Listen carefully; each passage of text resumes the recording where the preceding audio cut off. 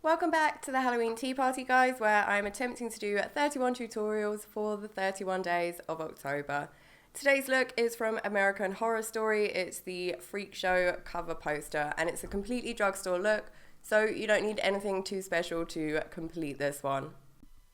I'm starting out by priming my face because this is the kind of look where you really want that nice, flawless looking skin. Then, to help it look even more flawless, I'm going in with a color corrector to correct my under eye bags, and I'm just applying that with my finger directly onto my bags and blending it out slightly. In the original look, she doesn't really have a whole lot of color going on in the face area, and I've got quite rosy cheeks, so I'm taking a green color corrector and really lightly applying that to my cheeks just to get rid of that rosiness. If you have a green primer or something, then this would be a great time to use it. If this wasn't a drugstore look, I would be using a white face paint to just completely white out my face. But it's drugstore, so I am using the lightest foundation that I own, which happens to match my skin. If you have a foundation that's a few shades lighter than your own skin, this would be a good time to use them.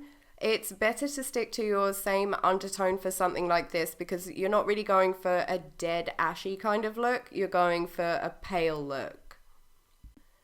Also, I think that a full coverage foundation, if it's lighter, would work really well here because if it's light coverage, your natural skin color is going to show through and it's just going to come off a bit ashy and dead looking. But obviously if you're using heavy coverage, then you would want to bring it down your neck a bit so that you don't end up with that maskish looking foundation. Then I'm going in with a concealer that matches the foundation that I've put down, and I'm applying that to my under eye bags and anywhere else where I feel like I need a bit of correction, and then blending it out slightly. And some powder just to set all of that foundation and to matte everything down a bit because this is a very matte kind of look, so if you can, stick to matte products for your skin. For one of the eyes, I'm using a nude eyeshadow base and I'm just applying that all over my lid and lightly up to my brow. And then I'm going over that with a nude coloured eyeshadow, and this is more just to even out all of that skin colour rather than to do some fancy eye look with it. Then I'm taking a cool toned brown eyeshadow and I'm applying that to the top corner of my nose, right where it meets my brow, in that kind of shadow area to enhance that shadow there. And I'm applying it really lightly and blending it out with a fluffy brush. Then I'm taking that same brown shade and I'm applying that just above my crease to almost give myself a new crease and blending that out. Because we kind of matted everything down and made everything the same shade, the brown is just adding that dimension back into it. So you want it to be really, really soft, really, really nicely blended out, nothing too harsh. Then I'm taking a black gel liner and an angled brush to line my eyes. Well, eye. And for the top lash line, it's quite a big dramatic wing, and then for the under eye it's a downward pointing arrow shape, and you want the two to meet in the corner, so where you have the tip of the wing from the top lash line, that should be the start of where the triangle is coming down. And then I'm just filling in the whole triangle that I've drawn with the gel liner. And add a little teardrop just underneath the triangle, and you really want to try and get the tip of the drop and the tip of the triangle to be in line with each other, so it almost looks like the drop is coming off of the triangle. For the other eye, I'm drawing a big kind of half circle on the top half of that eye, and I'm making sure to leave a nice space between my brow and the top of the circle.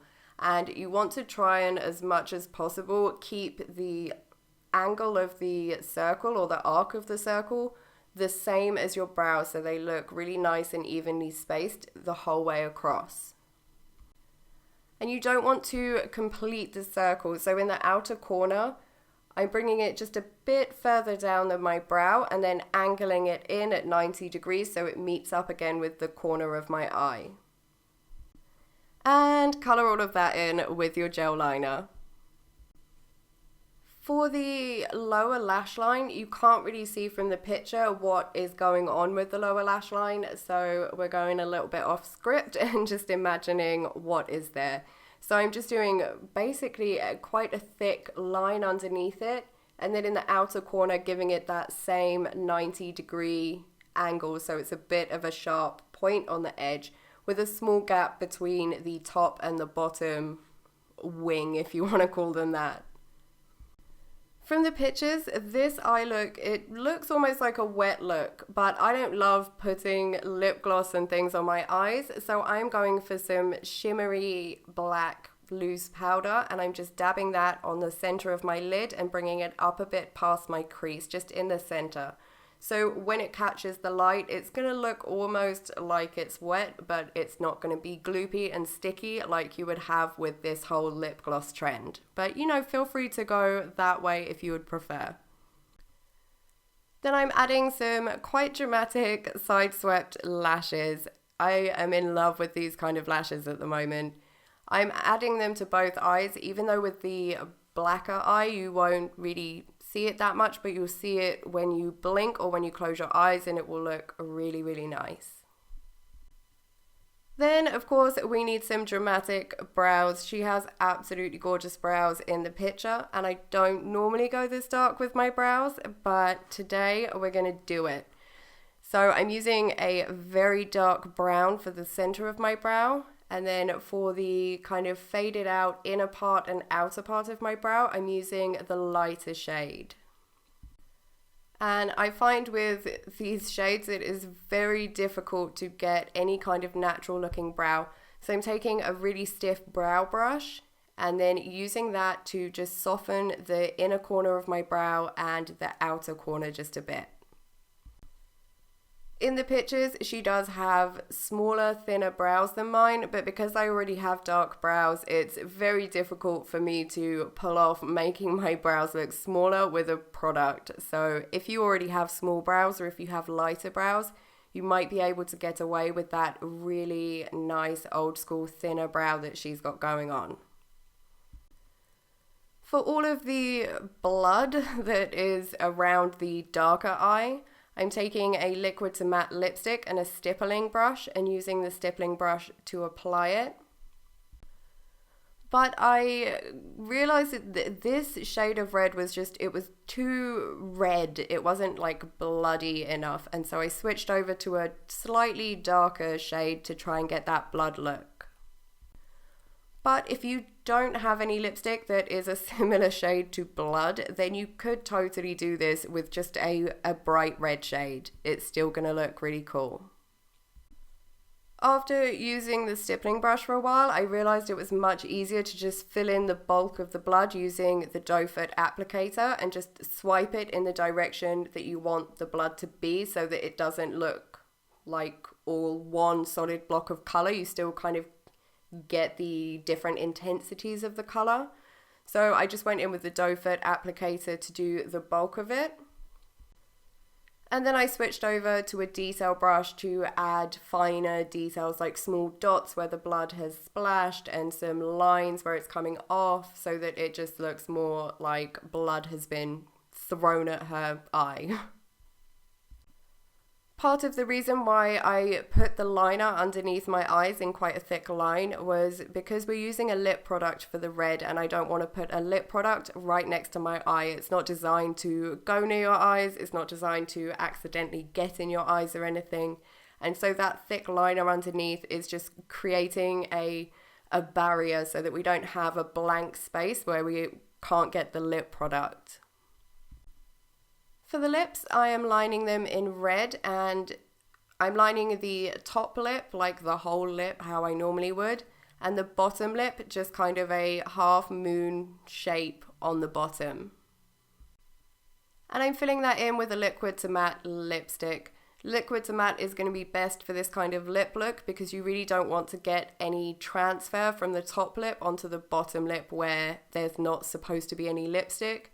And so if you keep your mouth a bit open while it dries, then you should be safe for the night to not have that transfer.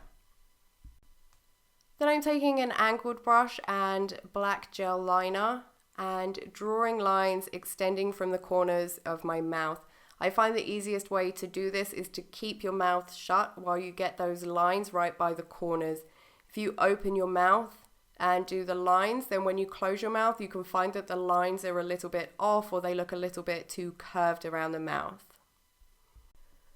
Also, gel liner is not designed to be around your mouth, so don't bring it in too far. You don't want to be putting it like right in the corners of your mouth where it's going to get in your mouth. You want to take it as far out as you can without it looking like there's a space between those lines and your lips. If you are concerned about having gel liner so close to your mouth, then you could go in with a black lipstick on a brush or a black lip liner or something and do that initial line from the corners and then just carry it on with the gel liner. Because the gel liner, it's going to set, it's not going to smudge as much as a lipstick or a lip liner would. So that's it guys, you are now an American Horror Story poster. There will be another video going live tomorrow, so if you want to be notified when that's up, you can subscribe to my channel. If you like this look in this video, you can let me know by hitting the like button. And if you have any questions or comments or anything like that, let me know in the comment section below. If you decide to recreate this look, I would love to see how it comes out. You can post it to social media, tag me in the post and use the hashtag Halloween Tea Party, and then I will see it. And I'm also having a little competition over on my Instagram, so if you want to be in with a chance of winning some prizes, then you can head over there and all of the details are there, and I'll leave links and things in the description box, along with all of the products that I've used today. If this look isn't quite what you were looking for, then here are some alternative looks that might be a bit more your thing. I hope you all have an amazing Halloween, guys, and I will see you in tomorrow's video.